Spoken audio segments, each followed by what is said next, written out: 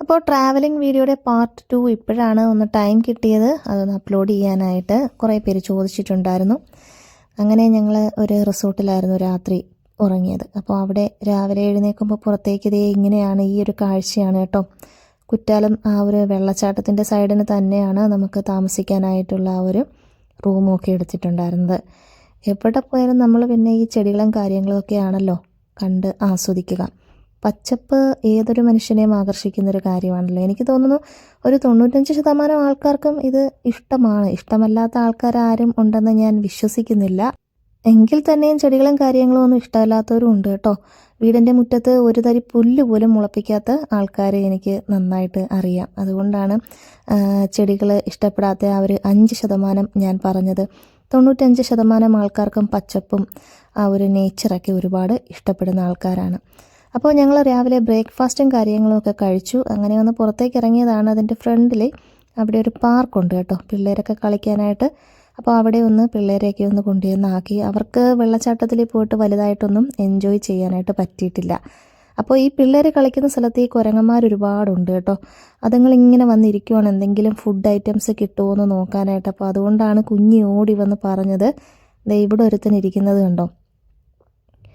അവർ എന്തെങ്കിലുമൊക്കെ കഴിക്കാൻ കിട്ടുമെന്നൊക്കെ നോക്കിയിട്ട് അവർ വന്നിരിക്കുന്നതാണ്. അപ്പോൾ പിള്ളേർ ബ്രേക്ക്ഫാസ്റ്റൊക്കെ കഴിച്ചിട്ട് അവരൊന്ന് എൻജോയ് ചെയ്യുവാണ്.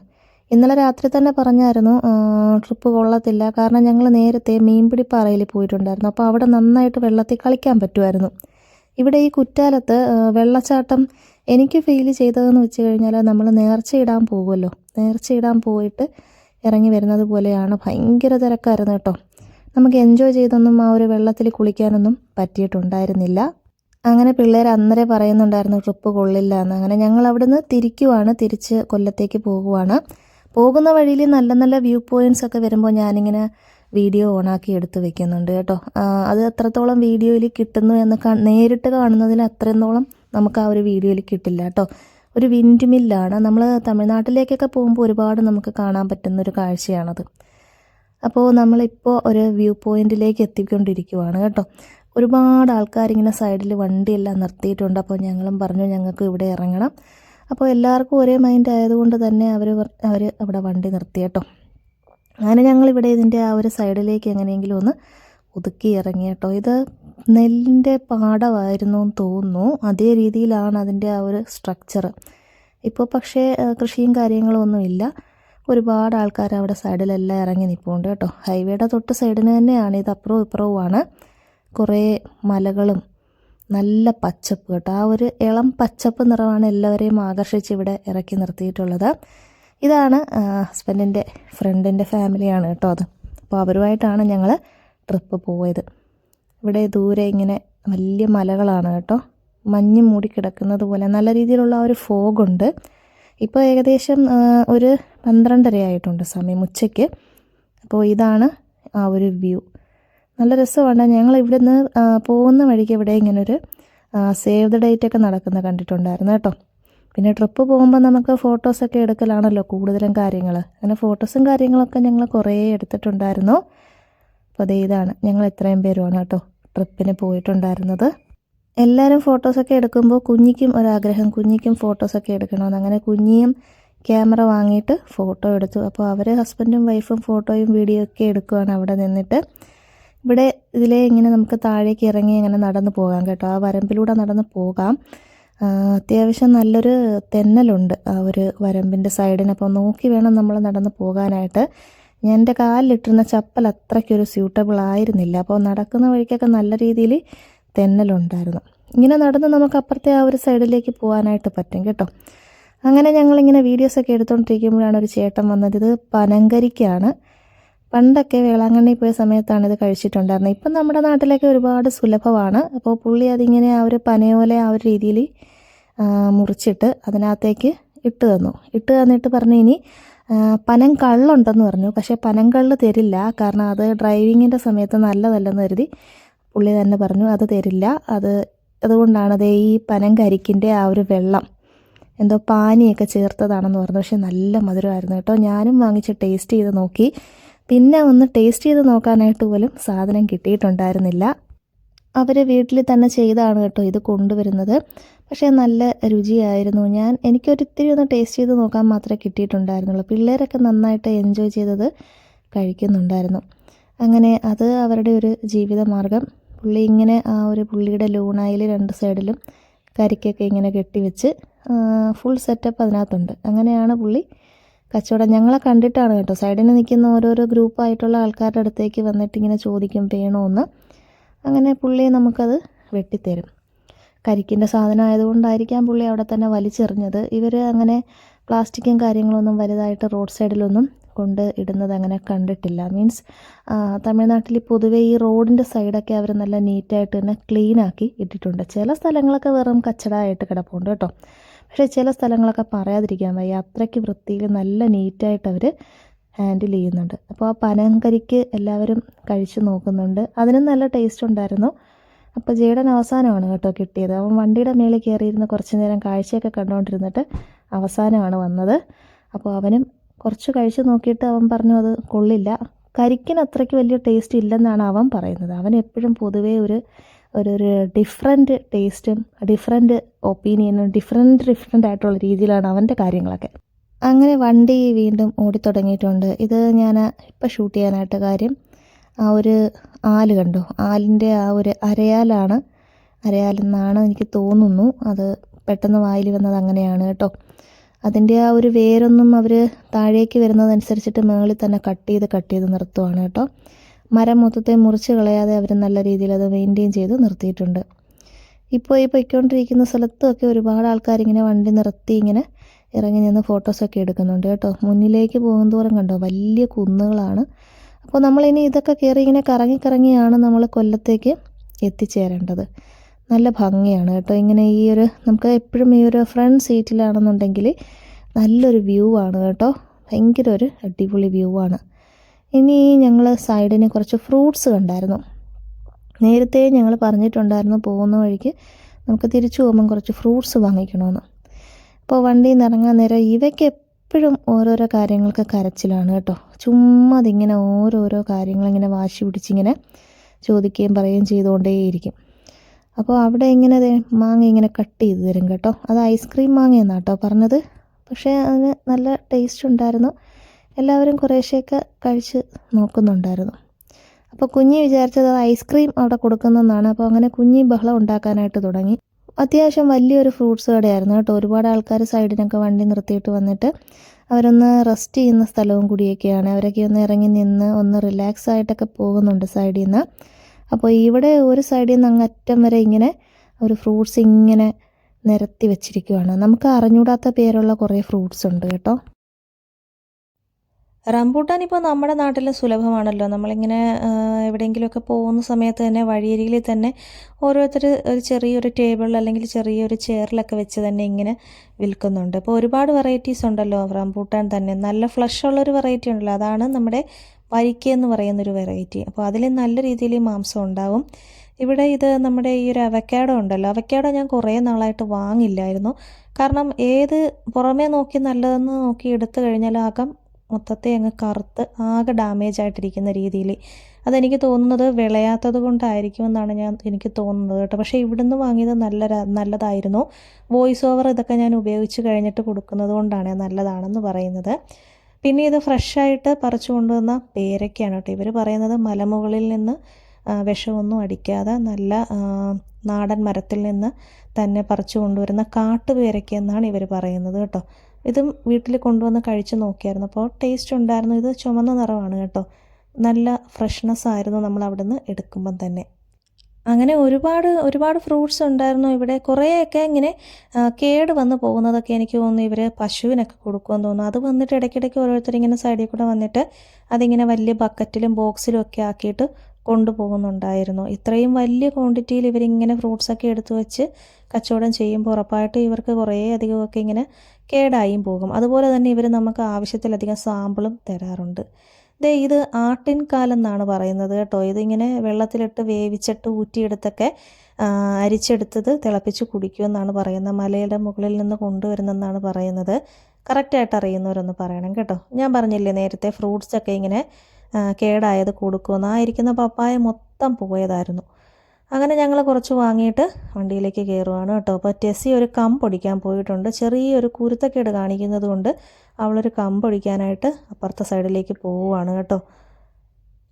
ഒരു ദൂരയാത്രയൊക്കെ പോകുന്ന സമയത്ത് ഇടയ്ക്കിടയ്ക്ക് വണ്ടിയിൽ നിന്നൊന്ന് ഇറങ്ങി ഒന്ന് റിഫ്രഷ് ആയിട്ട് അല്ലെങ്കിൽ ഒരു റിലാക്സ് ആയിട്ട് പോയില്ല എന്നുണ്ടെങ്കിൽ എനിക്ക് നല്ല രീതിയിൽ വൊമിറ്റ് ചെയ്യാൻ വരും.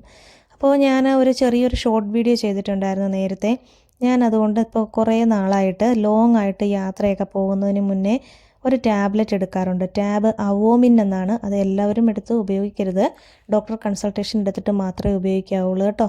അപ്പോൾ അതെടുത്തു കഴിഞ്ഞാൽ ആകെ ഒരു മന്ദതയാണ് കേട്ടോ. പക്ഷേ വൊമിറ്റ് ചെയ്യില്ല, നമുക്ക് ആ ഒരു യാത്രയുടെ ബുദ്ധിമുട്ടുകളൊന്നും ഉണ്ടാവില്ല. തലകറക്കം, ഛർദ്ദിക്കാൻ വരിക, ഓർക്കാനം അങ്ങനെയൊന്നുമുള്ള ബുദ്ധിമുട്ടുകളൊന്നും ഉണ്ടാവില്ല. അപ്പോൾ ഞാനത് ആദ്യമേ ഒരെണ്ണം വീട്ടിൽ നിന്ന് കഴിച്ചിട്ടാണ് വന്നത്. പക്ഷേ നമ്മളിങ്ങനെ ഈ കറങ്ങി എസ് വളവുകളൊക്കെ കറങ്ങി പോകുന്നത് കൊണ്ട് ടെസ്സിക്കും അങ്ങനൊരു ബുദ്ധിമുട്ടുണ്ടായി. ടെസ്സി വൊമിറ്റ് ചെയ്തു. ഇടയ്ക്ക് വെച്ചിട്ട് പിന്നെ ഞാൻ ടാബ്ലറ്റ് കൊടുത്തു ടെസ്സിക്ക്. അപ്പോൾ ടെസ്സി പക്ഷേ അത്യാവശ്യം ട്രാവലിംഗ് ഒക്കെ ചെയ്യുന്ന ആളായിരുന്നു. എങ്കിലും പക്ഷേ ഈ എസ് വളവായതുകൊണ്ടാണ് ടെസ്സിക്ക് അങ്ങനൊരു പ്രശ്നം ഉണ്ടായത്. അപ്പോൾ ഇങ്ങനെ യാത്രയിൽ ബുദ്ധിമുട്ടുകളൊക്കെ ഉള്ളവരുണ്ടെങ്കിൽ ജസ്റ്റ് ഒന്ന് കമൻറ്റ് ചെയ്യണം കേട്ടോ. നിങ്ങൾ എന്തെങ്കിലും സൊല്യൂഷൻസ് അതിന് കണ്ടെത്തിയിട്ടുണ്ടോ? ടാബ്ലറ്റ് എടുക്കാതെ എനിക്ക് ഡ്രൈവ് ചെയ്യുന്ന സമയത്ത് കുഴപ്പമില്ല. അതായത് എനിക്ക് വണ്ടിയിൽ ആരുടെയെങ്കിലും കൂടെ ഇരുന്ന് പോകുന്ന സമയത്താണ് പ്രശ്നം. ഇപ്പോൾ ഒരു 1.5 വർഷമായിട്ട് ഞാൻ സ്വന്തമായിട്ട് ഡ്രൈവ് ചെയ്യുന്നതുകൊണ്ട് ഡ്രൈവ് ചെയ്യുന്ന സമയത്ത് എനിക്ക് ആ ഒരു പ്രശ്നം ഉണ്ടാവാറില്ല. അതൊരു വലിയൊരു ഭാഗ്യമായിട്ടാണ് കേട്ടോ ഞാൻ കാണുന്നത്. മറ്റേത് എനിക്ക് വണ്ടിയിൽ കയറിക്കഴിഞ്ഞാൽ, ബസ്സിൽ കയറിക്കഴിഞ്ഞാൽ, ഓട്ടോയിൽ കയറിക്കഴിഞ്ഞാൽ ഇത് കയറുന്നതിന് മുന്നേ തന്നെ എനിക്ക് ആ ഒരു ചിന്ത മനസ്സിൽ വരികയും എനിക്ക് ഓട്ടോമാറ്റിക്കായിട്ട് തലവേദന എടുക്കുകയൊക്കെ ചെയ്യും കേട്ടോ. അപ്പോൾ ഡ്രൈവ് ചെയ്യുമ്പോൾ ആ ഒരു പ്രശ്നം എന്തായാലും ഭാഗ്യത്തിന് ഇതുവരെ ഉണ്ടായിട്ടില്ല. അപ്പോൾ നിങ്ങൾ എങ്ങനെയാണ് ഈ ഒരു ട്രാവലിംഗ് ഒക്കെ പോകുമ്പോൾ മാനേജ് ചെയ്യുന്നതെന്ന് കൂടി ഒന്ന് കമൻറ്റ് ചെയ്യണം കേട്ടോ. അങ്ങനെ ഞങ്ങൾ ഇപ്പം എനിക്ക് തോന്നുന്നു ഏകദേശം ഞങ്ങൾ ബോർഡറിൻ്റെ അടുത്തേക്ക് എത്താറായിട്ടുണ്ട്.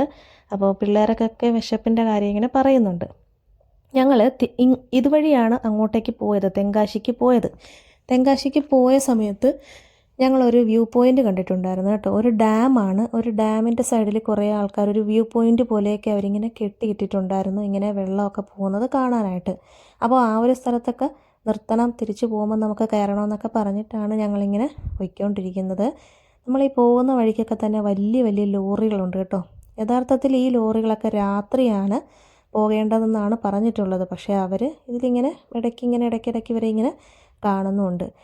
ഈ കാണുന്ന പാലം നിങ്ങൾ എവിടെയെങ്കിലും കണ്ടതായിട്ടെങ്കിലും ഓർക്കുന്നുണ്ടോ?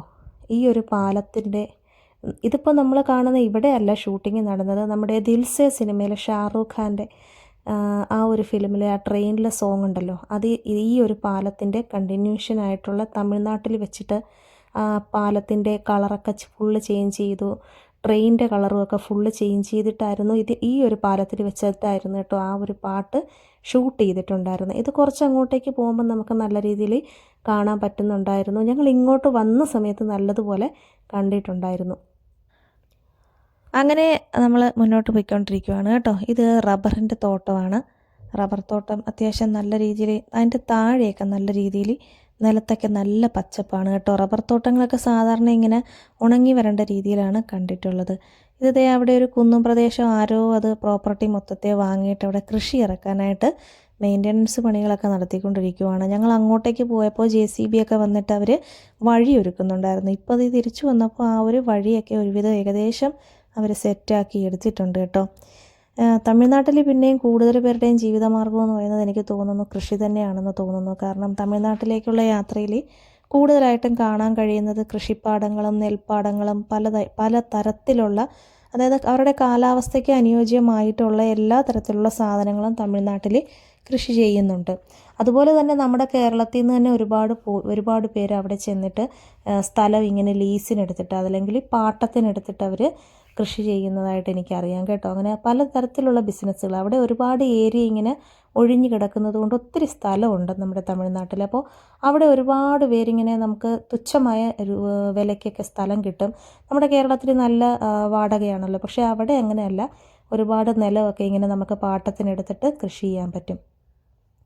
ഞാൻ നേരത്തെ പറഞ്ഞില്ലേ ഞങ്ങളൊരു സ്പോട്ട് കണ്ടിരുന്നുവെന്ന്, ഒരു ഡാമാണ് കേട്ടോ. ഒരു ഡാമിൻ്റെ ഏരിയയുടെ സൈഡാണ്. അപ്പോൾ അവിടെ ഇങ്ങനെ നിന്നിട്ട് അത് കാണാൻ പറ്റും. അപ്പോൾ ഞങ്ങൾ തിരിച്ചു വന്ന വഴിയും അതുവഴി തന്നെ ആയതുകൊണ്ട് അവിടെ ഒന്ന് ഇറങ്ങാനായിട്ട് പറ്റി. അപ്പോൾ പിള്ളേർക്കും ഒരു റിഫ്രഷ്മെൻറ്റായി, നമുക്ക് വണ്ടിക്കകത്തുനിന്ന് ഇറങ്ങുമ്പോൾ ഒരു വല്ലാത്തൊരു ആശ്വാസമാണല്ലോ. നമ്മളിതിൻ്റെ അടുത്തേക്ക് വരുംതോറും നമുക്ക് ആ ഒരു വെള്ളത്തിൻ്റെ ആ ഒരു ശബ്ദം നല്ല രീതിയിൽ കേൾക്കാൻ പറ്റുന്നുണ്ടായിരുന്നു. ഇതാണ് അവർ അവിടെ ഒരു വ്യൂ പോയിൻ്റ് ഇങ്ങനെ ചെയ്തിട്ടിട്ടുണ്ട് കേട്ടോ. അപ്പോൾ എന്താ, ഇനിയിപ്പോൾ നിങ്ങൾ കൂടി ആ കാഴ്ച ഒന്ന് കണ്ടോളൂ. വളരെ വളരെ മനോഹരമായൊരു കാഴ്ചയായിരുന്നു കേട്ടോ. നല്ല രസമാണ് കാണാനായിട്ട്. വെള്ളം ഇങ്ങനെ പതഞ്ഞ് പതഞ്ഞ് ഒഴുകുമായിരുന്നു അവിടെ. കണ്ടോ, അടിപൊളിയായിരുന്നു കേട്ടോ. അതിൻ്റെ അടുത്തൊന്നും വീടുകളും കാര്യങ്ങളും ഒന്നും ഞങ്ങൾ കണ്ടിട്ടില്ല. പക്ഷേ നല്ല രീതിയിൽ ശക്തമായിട്ട് വെള്ളം ഒഴുകുന്നുണ്ട്. ഇടയ്ക്കൊക്കെ മഴ പെയ്യുന്നതിനനുസരിച്ചിട്ട് വെള്ളത്തിൻ്റെ ശക്തി ഇങ്ങനെ കൂടുകയും ചെയ്യുന്നുണ്ട്. ഷട്ടറെല്ലാം ഓപ്പൺ ചെയ്ത് വെച്ചിരിക്കുകയാണ് കേട്ടോ. ജലനിരപ്പ് ഉയർന്നത് കൊണ്ട് ഷട്ടർ ഓപ്പൺ ആണ്. അതിങ്ങനെ ഒഴുകി കുറേയധികം ദൂരത്തോട്ട് ഇങ്ങനെ പോയിക്കൊണ്ടേയിരിക്കുകയാണ് കേട്ടോ. സൈഡിനതേ ആ ഒരു സൈഡിനൊക്കെ 1-2 വീടുകളൊക്കെ ഇങ്ങനെ കാണുന്നുണ്ട്. നല്ല പച്ചപ്പാണ്. ഇതിപ്പോൾ ഞങ്ങൾ ഒരു സ്റ്റെപ്പും കൂടെ മുകളിലേക്ക് കയറിയിട്ടുള്ള വ്യൂ ആണ്. അതിൻ്റെ ആ തീരത്തുള്ള പച്ചപ്പൊക്കെ കണ്ടോ, എന്ത് ഹെൽത്തി ആയിട്ടാണെന്ന് നോക്കിക്കുക. ആ ഒരു പുല്ലാണെങ്കിൽ തന്നെയും വളർന്നു നിൽക്കുന്നത്. അങ്ങനെ ഞങ്ങൾ അതിൻ്റെ തൊട്ട് മുകളിലുള്ള സ്റ്റെപ്പിലൂടെ കയറിയേ.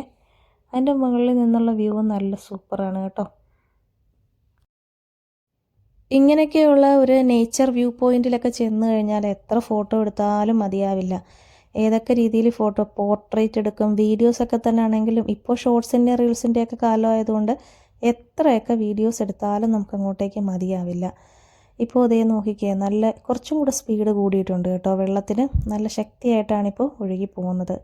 ഇവിടെ അങ്ങനെ ആർക്കും ഇറങ്ങി അതിൻ്റെ വെള്ളത്തിനടുത്ത് നിന്ന് കളിക്കാനോ അല്ലെങ്കിൽ കുളിക്കാനോ അങ്ങനെയെങ്ങുമുള്ള ഒരു സംവിധാനമൊന്നുമില്ല. കാരണം അവിടെ അത്ര സേഫ് അല്ല. പിന്നെ ഇതിൻ്റെ തൊട്ട് മുകളിൽ ആ ഒരു സ്ഥലത്ത് നമുക്ക് പോകാൻ പറ്റും. ഞങ്ങൾ പക്ഷേ അങ്ങോട്ടേക്ക് പോയില്ല കേട്ടോ. നല്ല രീതിയിൽ ഇറങ്ങി നടന്നു വേണം പോകാൻ. ഇറങ്ങി പോകാനായിട്ട് വളരെ എളുപ്പമായിരിക്കും, പക്ഷേ തിരിച്ച് കയറി വരുന്ന കാര്യം പാടായിരിക്കും. അതുകൊണ്ട് 1-2 പേർക്കൊക്കെ അത് ബുദ്ധിമുട്ടാണ്. അതുകൊണ്ട് നമ്മൾ പിന്നെ അങ്ങോട്ടേക്ക് പോയില്ല. അത് മാത്രമല്ല, ഞങ്ങൾ പോകാതെ ഇരുന്നത് കൊണ്ട് തന്നെ ഞങ്ങൾക്ക് മഴ നനയാതെ രക്ഷപ്പെട്ടു. കാരണം താഴേക്ക് പോയിരുന്നു എന്നുണ്ടെങ്കിൽ കുറേ നേരം കഴിഞ്ഞപ്പോഴേക്കും മഴ പെയ്തിരുന്നു കേട്ടോ. അപ്പോൾ ആ മഴ മൊത്തം നനയേണ്ടി വന്നേനെ. അങ്ങനെ കുറേ നേരം അവിടെ നിന്ന് കുറേ വീഡിയോസ് എടുത്തു, കുറേ ഫോട്ടോസൊക്കെ എടുത്തു. വെള്ളം ഇങ്ങനെ ഒഴുകി അങ്ങ് എത്തിയപ്പോഴേക്കും അതിൻ്റെ ശക്തിയൊക്കെ കുറഞ്ഞു. അപ്പോൾ ഇതിൻ്റെ ആ ഒരു വ്യൂ പോയിൻറ്റോട് ചേർന്ന് തന്നെ ഒരു ചായക്കടയുണ്ട് കേട്ടോ. അപ്പോൾ ഞങ്ങൾ അവിടെ നിന്ന് ഓരോ ചായയും ഓരോരുത്തർ സുലൈമാനിയൊക്കെ ഇഷ്ടപ്പെട്ടതനുസരിച്ചിട്ടൊക്കെ ഇങ്ങനെ കുടിച്ചിട്ടൊക്കെ നിൽക്കുവാണ്. എൻ്റെ ഫേവറേറ്റ് എപ്പോഴും ചായയാണ് കേട്ടോ. ഞാനൊരു ചായ അഡിക്റ്റാണ്. അപ്പോൾ ചായപ്രേമികളുണ്ടെങ്കിൽ നമ്മുടെ വീഡിയോസ് കാണുന്നവർ കമൻറ്റ് ചെയ്യണം. ഇവന്മാർ ഈ തണുത്ത് ഈ മഴ പെയ്യുന്ന സമയത്ത് നാരങ്ങ വെള്ളമാണ് കേട്ടോ കുടിക്കുന്നത്. ഞാൻ പറഞ്ഞല്ലോ നേരത്തെ നല്ല രീതിയിൽ മഴ തുടങ്ങിയിട്ടുണ്ടായിരുന്നു. എന്തായാലും ഞങ്ങൾ ആ ഒരു കടയിൽ തന്നെ നിൽക്കുവാണ് ചെയ്തത്. പിന്നെ മഴയൊന്ന് കുറഞ്ഞപ്പോൾ അവിടുത്തെ ചേട്ടൻ്റെ കുടയിൽ ഞങ്ങളെ ഒന്ന് വണ്ടിയിലേക്ക് ആക്കി തന്നു. നല്ല മഴ പെയ്യുന്നുണ്ട് കേട്ടോ. അടിപൊളി മഴയാണ്. നല്ല രീതിയിലുള്ള ഒരു റോഡും ഇതുപോലെയുള്ള ഒരു ആംബിയൻസും ഒക്കെ ഉള്ളപ്പം മഴയത്ത് ഡ്രൈവ് ചെയ്യാനായിട്ട് സൂപ്പറാണ് കേട്ടോ. എനിക്ക് ഭയങ്കര ഇഷ്ടമാണ്. പക്ഷേ ഈ വലിയ വലിയ വണ്ടിയൊക്കെ വരുമ്പോൾ എനിക്ക് പേടിയുമാണ് കേട്ടോ. അപ്പോൾ നമ്മളല്ല ഓടിക്കുന്നതെന്നുണ്ടെങ്കിൽ ഒരു 100 തവണ പറയും പതുക്കെ പോണേ പതുക്കെ പോണേ. പക്ഷേ ഓടിക്കുന്ന ആൾ അത്രയും കോൺഫിഡൻസോട് കൂടി തന്നെ ആയിരിക്കും ഓടിക്കുന്നത്. അങ്ങനെ ഞങ്ങൾ ഏകദേശം നമ്മുടെ കൊല്ലം എത്താറാകുന്നു കേട്ടോ. ബോർഡറൊക്കെ കഴിഞ്ഞ് നമ്മളിങ്ങനെ കയറിയിട്ടുണ്ടായിരുന്നു. ഇനിയിപ്പോൾ എല്ലാവർക്കും വിശപ്പായിട്ടുണ്ട്, എവിടെയെങ്കിലും ഒന്ന് ഫുഡ് കഴിക്കണം. അതിനുള്ള സെർച്ചിങ് ആണിപ്പോൾ നമ്മൾ. അങ്ങനെ നമ്മൾ കൊല്ലത്ത് തന്നെയുള്ളൊരു ഷോപ്പ് കൺഫേം ചെയ്തിട്ട് നമ്മളിപ്പോൾ അങ്ങോട്ടേക്കാണ് കേട്ടോ പോകുന്നത്. നമ്മളൊരു കുഴിമന്തിയുടെ ഒരു ഷോപ്പാണ് കേട്ടോ, കൈഫാൻ കുഴിമന്തി. അപ്പോൾ അതിൻ്റെ തൊട്ട് ഫ്രണ്ടിൽ തന്നെ അതേ കുറേ പ്ലാൻസൊക്കെ വെച്ചിട്ട് അടിപൊളിയാക്കി സെറ്റ് ചെയ്ത് വെച്ചിട്ടുണ്ട്. നല്ല തിരക്കുണ്ടായിരുന്നു കേട്ടോ അവിടെ. അങ്ങനെ ഞങ്ങൾക്ക് അങ്ങനെ ഒരു ക്യാബിൻ കിട്ടിയിട്ടുണ്ടായിരുന്നു. ഞങ്ങളവിടെ ഇരുന്നു. എല്ലാവരും ടയേർഡാണ്, വിശപ്പും ഉണ്ട്. അപ്പോൾ അത്യാവശ്യം നല്ല തിരക്കുണ്ട്. ഞങ്ങൾ ഓരോ ബീഫും പിന്നെ ചിക്കനും ആയിരുന്നു ഓർഡർ ചെയ്തത്. ഫസ്റ്റ് അവർ തന്നെ നമുക്ക് ഈ ഒരു സാലഡൊക്കെ കൊണ്ടുവന്ന് വെച്ച് തരും. പിന്നെ ഫുഡ് വന്നു കഴിഞ്ഞപ്പോൾ ഞാൻ ഇത്രയും ഷൂട്ട് ചെയ്തിട്ടുള്ളൂ കേട്ടോ. എല്ലാവർക്കും നല്ല വിശപ്പുണ്ടായിരുന്നു. എല്ലാവരും പിന്നെ ഫുഡ് കഴിക്കുന്ന തിരക്കിലായിരുന്നു. അങ്ങനെ ഫുഡൊക്കെ കഴിച്ച് കഴിഞ്ഞ് ഞങ്ങൾ തിരിച്ച് വീട്ടിലേക്ക് പോകുവാണ്. ഒരുപാട് നാൾ പ്ലാൻ ചെയ്തിട്ടും കുറേയധികം യാത്രകൾ മുടങ്ങിപ്പോയിട്ടുണ്ടായിരുന്നു. അങ്ങനെ അവസാനം സക്സസ് ആയിട്ടുള്ള ഒരു ചെറിയൊരു ട്രിപ്പായിരുന്നു ഇത് കേട്ടോ. 2 ദിവസത്തെ ഒരു ട്രിപ്പായിരുന്നു. ഞങ്ങളെല്ലാവരും മാക്സിമം എൻജോയ് ചെയ്തു. അപ്പോൾ നമ്മുടെ ചാനലിൽ പുതിയതായിട്ടാണ് വീഡിയോസൊക്കെ കാണുന്നതെന്നുണ്ടെങ്കിൽ ജസ്റ്റ് ഒന്ന് സബ്സ്ക്രൈബ് ചെയ്യുക കേട്ടോ. അപ്പോൾ വീഡിയോസൊക്കെ കണ്ടതിന് ഒരുപാട് താങ്ക്സ് ഉണ്ട്. അടുത്ത വീഡിയോ ആയിട്ട് വീണ്ടും കാണുന്നത് വരേക്കും ബൈ ബൈ, ടേക്ക് കെയർ.